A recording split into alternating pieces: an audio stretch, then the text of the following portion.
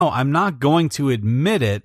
But then his apology basically walks as close to the edge of the cliff as you can walk without jumping off, because it means exactly the same thing as what he would have had to do for the plea deal without actually doing it. So really is the same thing. It's just that Robert Kraft is controlling the situation. He's deciding whether or not he's going to jump off that cliff or not.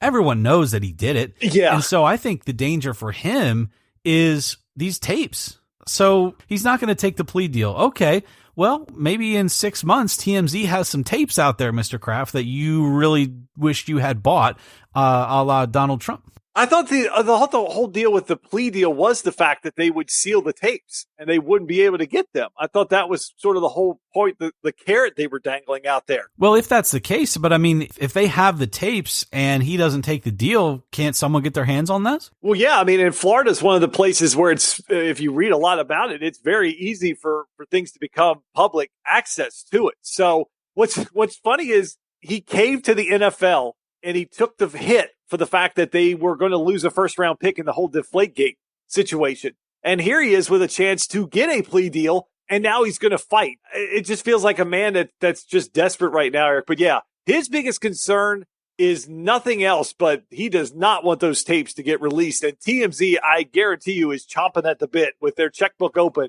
waiting to just make a deposit in the Florida Police League's football team or what the hell ever they need money for, because that's going to be the next bombshell that comes out. Yeah, and what I want to know, Justin, is if he's going to get suspended by the league for like 8 games like Kareem Hunt for conduct detrimental to the league based on performance and behavioral standards.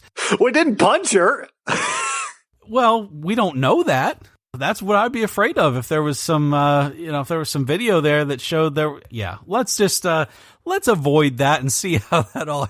Let's see how that all. I was gonna say shakes out, but that's gonna do it for episode. I think Robert Kraft would actually be more happy if he had punched one of them and if what he's going to get caught doing when that comes out.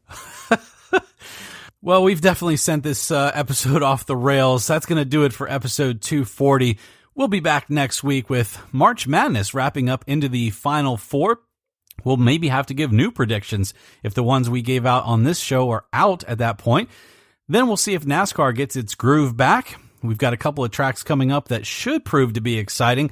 And will Kyle Busch just continue that hot streak and win more races, fueling that fire between him and Richard Petty now that they're both at 200-plus wins? Then we'll move it over to the hardwood, talk about the NBA as they finish up their regular season. We need to look at the seedings. I think our Sixers are going to avoid the Celtics in the first round now that they've moved up to the 3rd seed. Hopefully they can hang on to that. We'll also need to discuss who might be the Rookie of the Year in the NBA.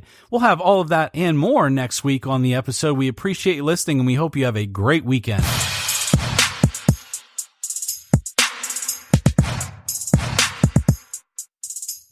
Thank you for listening to this episode of Talk Back. Staying current on sports is our #1 goal, so we drop a new episode each Thursday at 10 a.m. Eastern Standard Time on Apple Podcasts, Stitcher, or the podcatcher of your choice. For more info about the show, to meet the hosts, or to partner with us on future episodes, please visit TalkBackFanTalk.com. We really enjoy hearing your take on the world of sports, even when you disagree. After all, this show is dedicated to you, the fans. So get direct access to us on Twitter using @TalkBackJustin and @TalkBackEric. Check out our corporate feed on Twitter and Instagram using the handle @TalkBackFanTalk. We hope you have a great week. We'll talk back at you next time.